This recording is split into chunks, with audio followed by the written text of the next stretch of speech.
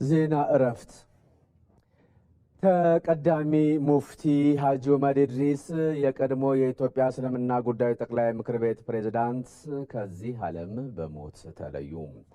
ተቀዳሚ ሙፍቲ ሐጂ ዑመር ኢድሪስ ባጋጠማቸው ሕመም በሕክምና ሲረዱ ቆይተው ከዚህ ዓለም በሞት መለየታቸውን በኢትዮጵያ እስልምና ጉዳዮች ጠቅላይ ምክር ቤት የፕሬዝዳንቱ ጽሕፈት ቤት ኃላፊ ኡስታዝ አቡበከር አህመድ ተከታዮችና ለመላው ኢትዮጵያውያን ዛሬ በጣም ትልቅ ሐዘን ተሰምቷል።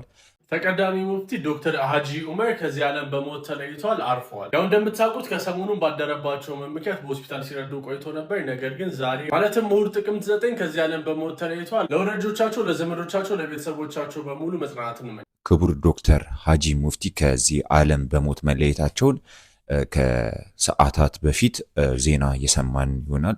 ወደ ቤተሰቦቻችን እንደ ሃናኒ ቲቪ ኢትዮጵያ የዩቲዩብ ቻናልም እኛም ልባዊ ሐዘናችንን እንገልጻለን።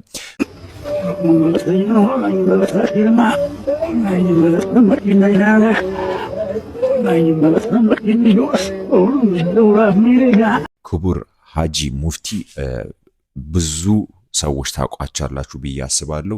የቀድሞ የእስልምና እምነት ተቋም ወይም የእስልምና እምነት ጉባኤ ሰብሳቢ ነበሩና ታላቁ አባት ሐጂ ዑመር ኢድሪስ አረፉ። የቀድሞ የኢትዮጵያ እስልምና ጉዳይ ጠቅላይ ምክር ቤት ፕሬዝዳንት ክቡር ዶክተር ተቀዳሚ ሙፍቲ ሐጂ ዑመር ኢድሪስ ዛሬ ማረፋቸው ተነገረ። ታላቁ የሃይማኖት አባት ተቀዳሚ ሙፍቲ ሐጂ ዑመር ኢድሪስ ባጋጠማቸው ሕመም በሕክምና ሲረዱ ቆይቶ ዛሬ ማረፋቸው ተነገረ። ለታላቁ አባት ሐጂ ዑመር ኢድሪስ ቤተሰቦች እንደውም ለመላው የእስልምና እምነት ተከታዮች በሙሉ መጽናናትን እንመኛለን።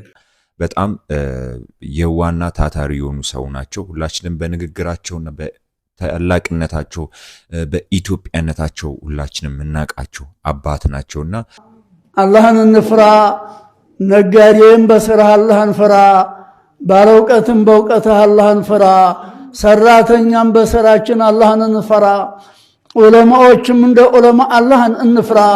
በሚናገሩት ነገር ብዙ ኢትዮጵያዊነትን የሚገልጽና በጣም ቆንጆ ንግግር፣ አስታራቂ የሆነ ንግግር ነው። በሚናገሩ ንግግሮች ሁላችንም እናውቃቸዋለን። ግን ሐጂ ሙፍቲ ባደረባቸው ሕመም ሆስፒታል እንደገቡ ከዚህ ቀድሞ የተገለጸ ነበረና የዱዓና የጸሎት ጥሪ ለተቀዳሚ ሙፍቲ ሐጂ ዑመር ኢድሪስ በዛሬው ዕለት ጥቅምት 7 በጁማለት በታላቁ ኑር መስጊድ ወይም ደግሞ በበኒ መስጊድ ከ5 ሰዓት ተኩል ጀምሮ አሁን ግን ህመማቸው በርትቶ ጸንጥቶ ከዚህ ዓለም በሞት ተለይቷል። ለመላው የእስልምና እምነት ተከታዮችም ሆነ ለመላው የኢትዮጵያ ህብረተሰቦች መጽናናትን እንመኛለን። ያው ትልቅ አባት ነው ያጣነው ሁላችንም። ማንም ሰው ከጎናችን ባይነጠልና ማንም ሰው ደግሞ ከጎናችን ባይለይ የሁላችንም ደስታ ነውና መጠለያ ዋርካችን ሐጂ ሙፍቲ ታመዋል። ወይኔ እያለቀሰ ነው መሰለኝ። እስኪ ነው ወይኔ እንዴ ምን ሆነሃል? አንተን እኮ ነው። ምን ሆነሃል? እርቦህ ነው? የሀገር ዋርካ የሀገር ምሰሶ ተናግቶ ያማሃል እንዴ? አንተ ታዲያ ምን ቤት ነህ? አባቴ እኮ ናቸው። ምን ማለት ነው? አዎ መጠለያ ዋርካችን ሐጂ ሙፍቲ ታመዋል። ዋርካ ናቸው። ዋርካ ወፏ ታርፍበታለች፣ ቤቷንም ትሰራበታለች። ዋርካ ሰው ይጠለልበታል፣ የተጣላ ይታረቅበታል፣ በዛ ላይ ከብቶች ያርፉበታል። ሐጂ ለሀገራችን ኢትዮጵያ ዋርካ ናቸው። በዚህ ዘመን ክርስቲያን ከሙስሊሙ ተስማምቶ እንዲኖር ያደረገው የእሳቸው እጅ አለበት። አላህ አፍ ያርጋቸው። አሜን አሜን። ያው እንደምታውቁት ፈጣሪ ያለውን ነው የሚሆነውና ፈጣሪ የወደደውን ነው የሚወስደው። ያው ሐጂ ሙፍቲ ቢኖሩልንና እንደ ድሮ መካሪነታቸውን ቢቀጥል ሁላችንም ደስታ ነውና ያው የፈጣሪን ስራ ደግሞ ማንም ሰው መቃወም አይችልምና ፈጣሪ የወደደውን አድርጓልና ሐጂ ሙፍቲን ከዚህ ዓለም በሞት አተናቸዋል። ነፍስ ያወቀ ሰው አይዋሽም። ነቢያችን አለይሂ ሰላቱ ወሰላም ሙእሚን ዝሙት ይሰራል ወይ ቢሏቸው አዎ፣ ይጠጣል ወይ ቢሏቸው አዎ፣ ሙእሚን ይዋሻል ወይ ቢሏቸው ላ አይዋሽም ነው። ውሸት፣ ክድያት፣ የሙናፊቅ መታወቂያዎች ናቸው። በዚህ ሰዓት በጣም ልብ የሚሰብር ዜና ነውና የሰማነውና ሁላችንም በጣም ልባችን ተሰብሯል። እንዲህ መሆን አልነበረበትም። ያው ቀደም ብያለሁ፣ ፈጣሪ የወደደውን ነው ያደረገው። ሀጂ ሙፍቲ እኔ በጣም በንግግራቸው በጣም ነው የምደመምባቸው ሰው ናቸው። ኢትዮጵያዊነታችንን በጣም ግልጽልጥ አድርጎ የሚገልጹ አባት ናቸው። በተለይ ደግሞ የሃይማኖት እኩልነት ላይ ያላቸው ቦታ በጣም ነው ደስ የሚለኝና አስታራቂ አባት ናቸው። በጣም ትልቅ ሰው ናቸውና ያው ትልቅ ሰው ማጣት ደግሞ በጣም ነው የሚደብረው። ትልቅ ሰው ደግሞ ሲኖር ያው የተሻለ ነገርን የተሻለ ባርኮትን ትልቅ ሰው ነው ሆየ ብሎ ምንም ነገርንም ህይወታችን ላይ ጥሩ አስተዋጽኦ የሚያደርጉልን እኔ በኩል ያዝኛለሁ። እኔ ብዙ ሰዓት ቪዲዮአቸውን በጣም ነው የምከታተለውና ይህ ባለ 40 ዓመት ሰዎች እኔ ታርባ ልፍ ያለው መቆሙም አልፎ ሞት እያሰራን ባለ 40 ዓመት የሚናገሩት ነገር በተለይ ቲክቶክ ላይም የተለያዩ ፕሮግራም ላይ ተቆራርጦ የሚሰሙ ቪዲዮዎች አሉና እነሱን ቪዲዮዎች እከታተል ነበርና ግን እሺ እንዲያው ችግር ተዛሬ ተነገ ይበርዳል እነሱም ይጸጸቱ እንደሆነ ይመለሱ እንደሆነ በማለት እስከዛሬ ጠብቀናቸዋል። አሁን የትናንትናው መጨረሻ ሆኗል። የአንዳንዱ ሙስሊም የሆነ ሰው የአንዳንዱ ወንዱም ሴቱም ለሃይማኖቱ ሊነሳ ይገባዋል። ለሃይማኖቱ ሊቆም ይገባዋል። መስጊዶችን ሊያስከብር ይገባዋል። መጅሊሱን ሊያስከብር አሁን የሰማው ዜና ደግሞ በጣም ልቤን የሰበረ ዜና ነውና እንደ ኢትዮጵያዊነቴም መላው እንደ በዓለም ደረጃ ራሱ ብዙ ሰው አዝኗል ብዬ አስባለሁ። ኢትዮጵያ ውስጥም ከኢትዮጵያም የሚኖሩ የእስልምና እምነት ተከታዮች በተለይ ደግሞ ትልቅ አባት ነው ያጡት ሀጂ ሙፍቲ ዶክተር በጣም ትልቅ አባት ናቸውና በእስልምና ዘንድ ደግሞ በጣም ልዩ ቦታ የሚሰጣቸው አባት ናቸው። እናም እሳቸውን ማጣት ማለት ትልቅ ሀዘን ነው፣ ትልቅ መሰበር ነውና እውነት ለመላው የእስልምና እምነት ተከታዮች በአገር ውስጥም ከሀገርም ውጭም የምትኖሩ ኢትዮጵያውያን በድጋሚ ፈጣሪ መጽናናቱን ይስጣችሁ። ፈጣሪ የወደደን ነው የሚያደርገው። ውድ ቤተሰቦቻችንም እኛም እንደ ሃናኒ ቲቪ ኢትዮጵያ የዩቲዩብ ቻናል ሁላችንም አዝነናል፣ ልባችን ተሰብሯል። በሳቸው ህልፈት የተነሳ የሃናኒ ቲቪ ኢትዮጵያ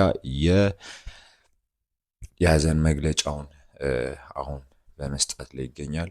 ለመላው የእስልምና እምነት ተከታዮች በድጋሚ ለመላው ኢትዮጵያውያን መጽናናትን እንመኛለን። ሁሌም እንደምንል ፈጣሪ ኢትዮጵያን ይጠብቅልን፣ ያሉትንም በነፍስ ያቆይልን። እናመሰግናለን። ይህ ባለ 40 ዓመት ሰዎች እኔ ታርባ ልፍ ያለው መቆሙም አልፎ ሞት እያሰራን ባለ 40 ዓመት እንግዲህ ያላችሁ ባለ 40 ዓመት አሁን ጭማሪ የሚላችሁ ጉድለትም የላችሁ። 50 ዓመት የሞላ ጊዜ ያልታወቀ በሽታ አገኘኛል። አዲስ በሽታ መጣ። የማይላቀቁት መናጢ 60 ዓመት እስኪሞላ ድረስ ሰውየው አካላቱ ማጉየው በጣም ያስታውቅበት።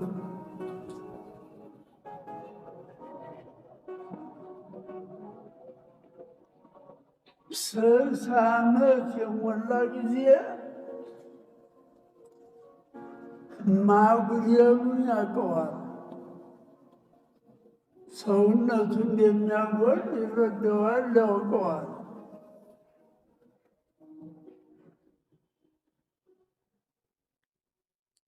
ሰባ ዓመት የሆነ ጊዜ በጣም ይሆንበታል።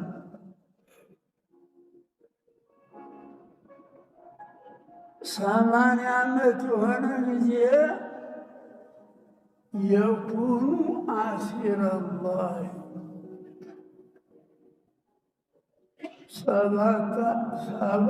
ሰማንያ ዓመት የሆኑ ሰዎች አሁን እስረኛ በቁጥጥር ነው። በቁጥጥር አሲሩላህ መሮጥ አንችል፣ መመጠጥ አንችል፣ የፈለግነውን ሁላ መስራት አንችል። የኩኑ አሲረላህ የአላህ ምርኮኛ። ምርኮኛ ምን ይሰራል?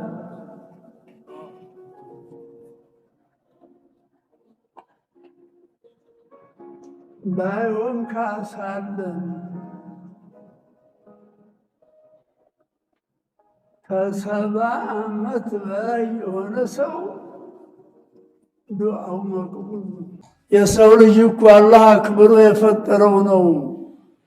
ክርስቲያንም ይሁን ሙስሊምም ይሁን ስልጣንም ይኑረው አይኑረውም፣ ይማር አይማር የሰው ልጅ በተፈጥሮ የተከበረ ነው። ለሰው ልጅ ሞት ደንታ ተለለ፣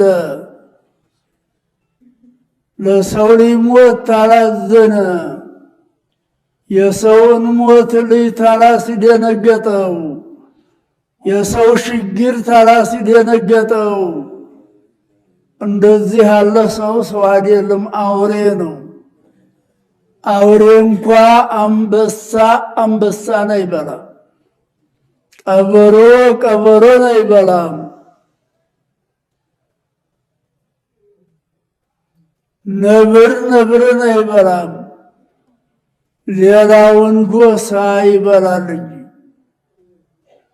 ስበሳችን የምንሰራውን እናውቃለን። እያንዳንዱ ሰው ጠፍቶ ራሱ ብቻ ቢከብር ራሱ ቢመቸው የሚፈልግ ኸልቅ ነው የተኸለቀው። የሰውነት ጠባይ እየለቀቀው የአውሬ ጠባይ እየተጎናጸፈ እንደዚህ ያለ ኸልቅ ነው የተፈጠረው። አሁን ወቅት ላይ አላህ እንደዚህ ያለውን ጠባይ ወደ ሰውነት አላህ ይመልሰው እንጂ